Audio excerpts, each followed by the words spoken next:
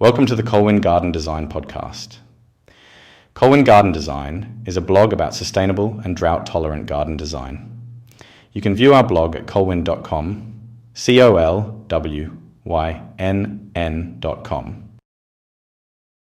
The Renaissance period of history saw great changes in society and culture from the Middle Ages.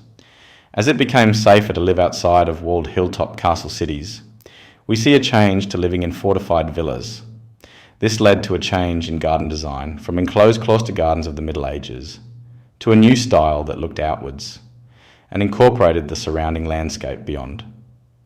Its walls as part of the overall design. Historical influences. The Renaissance garden style started in Italy with a renewed interest by Renaissance scholars of classical Roman models.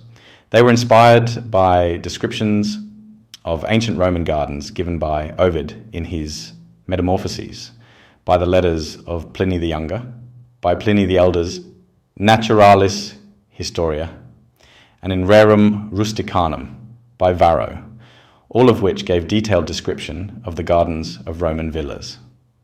Otium. Pliny the Younger was an author as well as a high-ranking lawyer and magistrate in ancient Rome. He is famous for his letters that gave great descriptions of Roman everyday life in the first century.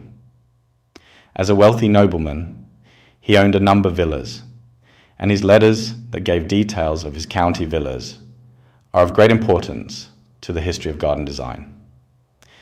According to Pliny, the purpose of a garden was to provide a sense of otium.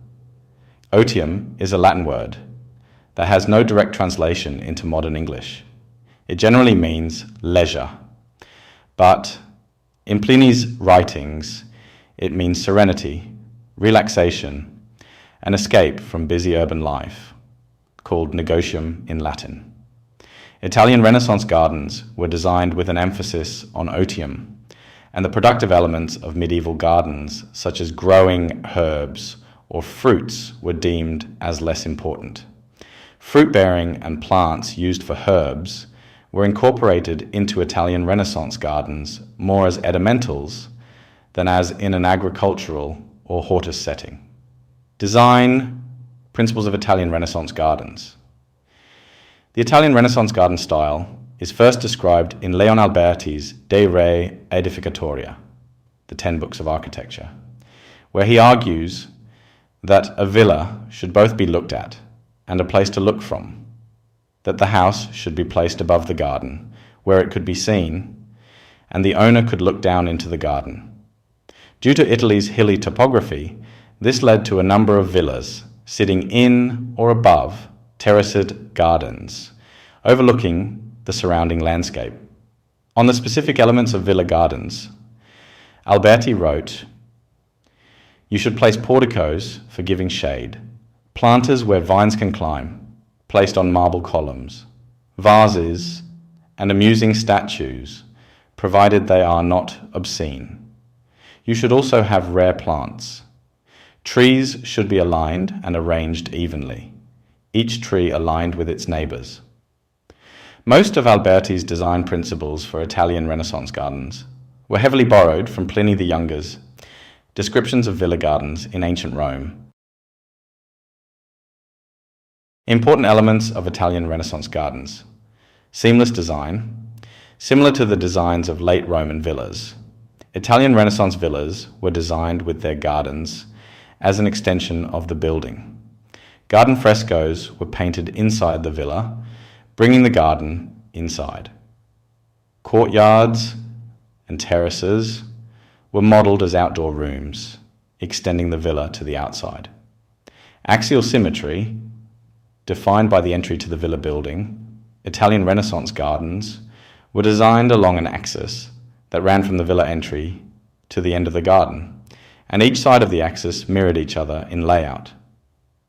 The gardens were further subdivided by pathways perpendicular to the main axis, resulting in a grid pattern of similar spaces, often squares. These spaces were called compartmenti and were usually bordered with a low fence or hedge.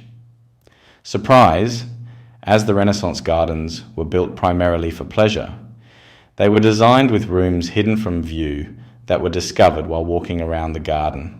Common features used to create surprise in Italian Renaissance gardens were unexpected views, grottos, and secret gardens.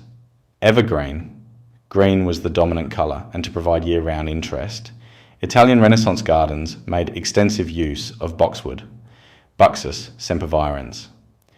Italian cypress, Cupressus sempervirens, laurel, Laurus nobilis, yew, Taxus baccata, rosemary, Salvia rosmarinus, and junipers, Juniperus spp, all of which were able to be shaped into topiary to create sculptural forms and define areas of the garden.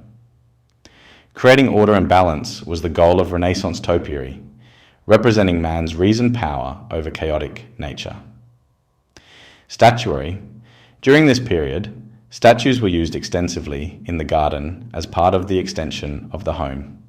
Statues of Roman gods, goddesses, and heroes of antiquity were commonly used as a deliberate emulation of ancient Roman gardens. These statues were often restored antiques taken from ancient Roman ruins. Water features. Water was an important element due to the hot climate of Italy. Irrigation techniques advanced during this period, and the water became important focal points in the forms of fountains, streams, and ponds to enhance the beauty of the garden. Advances in botany. During the Middle Ages, plants were studied for medicinal use. During the Italian Renaissance, there was a great change in the study of botany through the systematic classification of plants and the creation of the first botanical gardens, Orto Botanico di Padova in the University of Padua. During the Renaissance period, Europeans started to establish notable gardens of the Italian Renaissance, the Far East, and the New World. Here are some notable gardens. This led to an increase in interest of exotic plants that encapsulate the known style of Italian Renaissance. And later in the era of Renaissance gardens, Villa Medici began to be used extensively. This is the oldest Renaissance garden that still existed by the property owners. Built in 1530, this is a great example of a hillside garden, with the villa built on a hill with terraced gardens overlooking the city of Florence, and strictly followed Alberti's principles for a villa and its garden layout. Since 2013, the villa grounds are now preserved as part of the UNESCO World Heritage Site of the Medici Villas and Gardens in Tuscany. Villa d'Este, located in Tivoli, the grounds of this hillside villa, has extensive water features and includes 51 fountains, 398 spouts, 364 water jets, and 64 waterfalls. Of remarkable note is the Fountain of Rometta, which is sculpted as a model of the ancient city of Rome.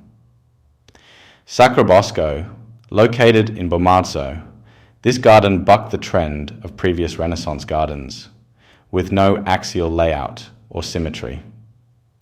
This is an important example of the Mannerist style, which became popular in the later years of the Renaissance, as Renaissance artists moved on from the goals of balance and beauty to create more bizarre and fantastical themes.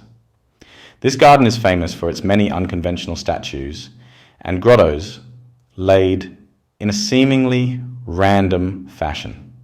Villa Borghese, located in Rome and developed in 1606 by Cardinal Scipione Borghese to replace the vineyards of the property into a landscape garden, suitable for its new use as a party villa. The gardens have been expanded on over the last 400 years, and they are now open to the public, forming the third largest public park in the Italian capital. Villa Lante. This garden is another example of the Mannerist style.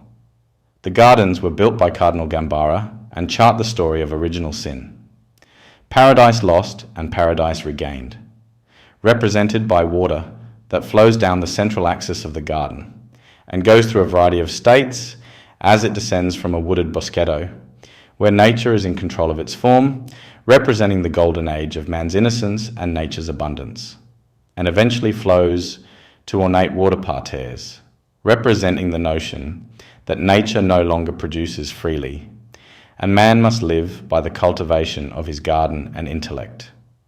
Post-Renaissance legacy. The Renaissance garden style in Italy eventually evolved into the Baroque style, which was less naturalistic and placed a greater emphasis on grandeur. The Italian garden style as a modern concept is mostly based on the design aesthetics developed during the Renaissance period. The Italian Renaissance style garden has been a great influence on the rest of Europe, even until this day, and laid the foundation for the French Renaissance and English Renaissance garden styles that came after this period.